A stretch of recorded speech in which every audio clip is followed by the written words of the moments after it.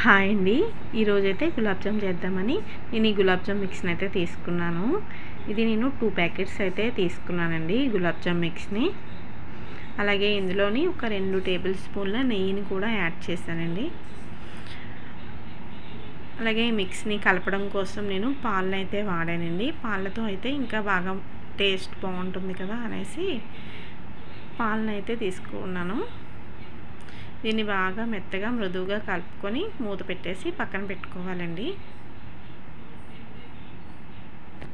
ఈలోగా sugar syrup కోసం నేను షుగర్ అయితే తీసుకున్నానండి. ఇది ఒక 800 గ్రామ్స్ ఉంటుంది. అలాగే వాటర్ కూడా వేసేసుకొని ఒక 20 మినిట్స్ అయితే మరిగిస్తే సరిపోతుంది. దీనికి పాకం అయితే అవసరం లేదు కదండి, కొంచెం దగ్గరికి చిక్కగా ఉంటే సరిపోతుంది.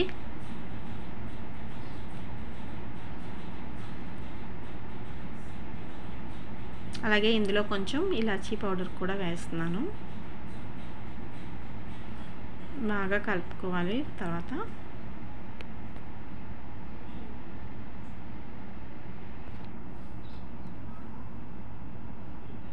పక్కన ఒక కళాయి పెట్టుకొని అందులోని నూనె వేడి చేసుకోవాలండి. వేడైన దాంట్లోని మనం ఈ బాల్స్ని గోల్డెన్ బ్రౌన్ కలర్ వచ్చేంత వరకు ఫ్రై చేసుకోవాలి.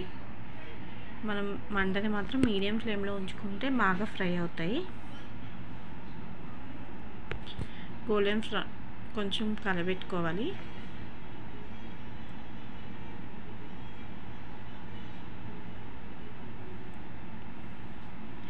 బాగా ఫ్రై అవ్వాలండి ఇవి.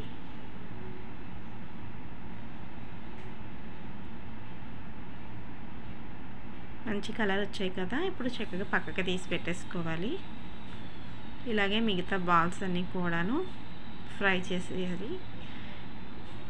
ఈ ఫ్రై అయిన బాల్స్ అన్నీ కూడా షుగర్ సిరప్లో వేసి బాగా నాననివ్వాలి. పాకం అంతా బాగా పీల్చుకునేంత వరకు బాగా నాననివ్వాలండి వీటిని. మనం పాకంలో ఎంత బాగా నానితే అంత బాగా మృదువుగా బాగుంటుంది, స్మూత్గా.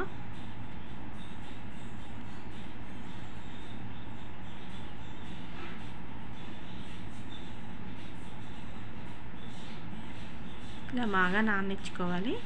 బాగా నానాయి కదండి, ఇప్పుడు దీన్ని సర్వింగ్ బౌల్లో తీసుకొని బాదం పప్పుతో డెకరేట్ చేసుకుంటే చాలా బాగుంటుంది. నోట్లో వెన్నెలా కరిగిపోయే గులాబ్ జామున్ రెడీ.